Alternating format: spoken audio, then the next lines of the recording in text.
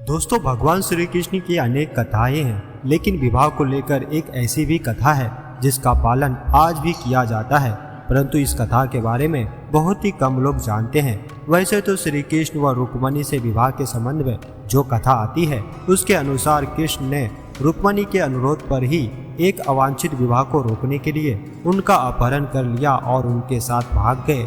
लेकिन उसके बाद रुक्मणी से विवाह के दौरान एक ऐसी भी कथा आती है जिसके बारे में बहुत ही कम लोग जानते हैं। दोस्तों, जब श्री कृष्ण रुक्मणी से विवाह रचाने के लिए बारात लेकर द्वारका से द्वारका में ही निकले तो भगवान विष्णु के अवतार श्री कृष्ण के विवाह में बाधा उत्पन्न हो गई थी। कहा जाता है कि श्री कृष्ण रथ पर सवार होकर बारातियों के साथ निकले और कुछ दूर आगे चलने पर उन्होंने देखा कि चूहे जमीन में बड़े बड़े गड्ढे बना रहे हैं और उनका रथ उन गड्ढों में कभी हिचकोले खाता है तो कभी फंस जाता था। श्री कृष्ण और बाराती परेशान हो गए।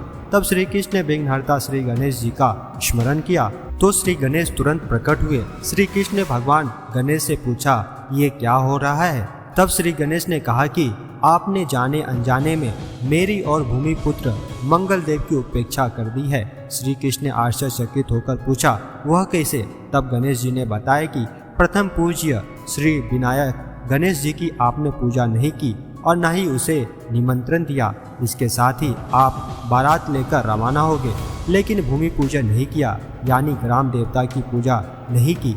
जाने अनजाने में हुई गलती को भगवान भी माफ कर देते हैं, बस आपका मन पवित्र होना चाहिए। अगर कोई समस्या है तो उसका समाधान भी है, अगर गलती हुई है तो उसका समाधान भी है। घबराने की जरूरत नहीं है, बस मार्गदर्शन यानी परामर्श जरूरी है। श्री गणेश जी ने कहा कि विनायक की पूजा कर उन्हें न्योता देकर घर में विराजमान करते हैं और बारात रवाना करने से पहले भूमि पूजन करते हैं तो शादी में कोई विघ्न उत्पन्न नहीं होता है। मेरे नाराज हो जाने से मेरी सवारी चूहे ने आपके मार्ग में विघ्न पैदा कर दिया है। वहीं भूमि पुत्र होने के कारण मंगल देव भी आपके द्वारा भूमि पूजन नहीं करने से नाराज है। आपने मुझे स्मरण किया, अंततः मैं अपने चूहों को रोक रहा हूँ, लेकिन हर जातक को विवाह पूर्व मुझे श्री विनायक के रूप में आमंत्रित कर घर में विराजमान करना होगा, तभी विवाह बिना कोई बाधाओं के संपन्न होगा। इसलिए दोस्तों, आज भी विवाह के पूर्व शहर के प्रमुख मंदिर से प्रतीकात्मक रूप से विघ्न विनाशक श्री विनायक को अपने घर लेकर आते हैं और विवाह होने के बाद उन्हें वापस मंदिर पहुंचाते हैं।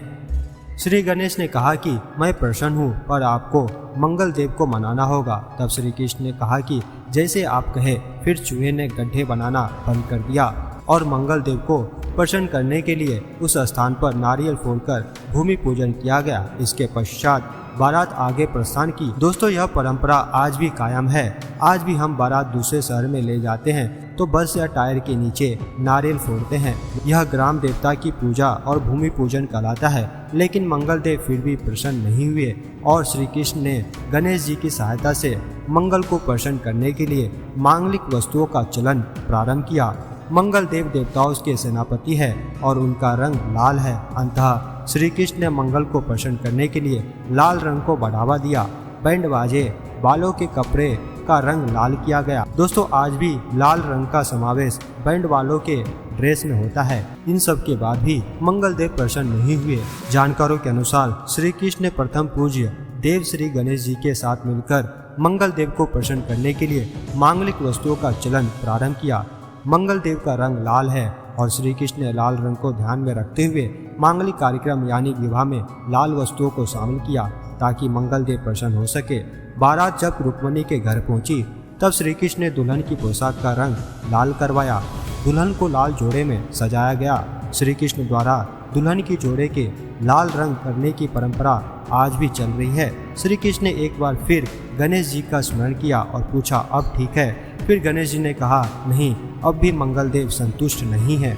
फिर भगवान श्री कृष्ण ने लाल रंग के सिंदूर से दुल्हन की मांग भरी, लेकिन मंगल देव फिर भी प्रसन्न नहीं हुए। श्री कृष्ण ने मंगल को प्रसन्न करने के लिए एक और प्रयास किया। श्री कृष्ण ने गणेश जी की सहायता से मंगल देव को प्रसन्न करने के लिए अथक प्रयास किए, लेकिन हार नहीं मानी। श्री कृष्ण ने लाल रंग के धागे में कस्तूरी रंग का लॉकेट रुक्मणी के गले में पहनाया, जिसे आज हम मंगलसूत्र कहते हैं। फिर जाकर मंगलदेव संतुष्ट हुए। श्री कृष्ण ने कहा कि एक भूमि पूजन नहीं करने से मंगलदेव इतने रुष्ट हो गए। इस पर श्री गणेश ने कहा कि मंगलदेव देवताओं के सेनापति है और इनका वर्ण लाल है, लेकिन भूमि पूजन से ही मंगलदेव प्रसन्न हो गए थे। शेष सभी रस्में मैंने ही आपसे पूर्ण करवाई है, ताकि कलयुग में मंगली दोष किसी को हो तो इन रस्मों से राहत मिल सके। दोस्तों, आज भी ये परंपरा बनी हुई है।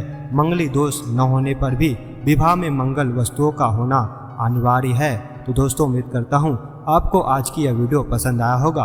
पसंद आया हो तो इसे लाइक कीजिएगा और ऐसे ही ज्ञानवर्धक वीडियोस के लिए सब्सक्राइब करें संपूर्ण ज्ञान भंडार यूट्यूब चैनल को। धन्यवाद।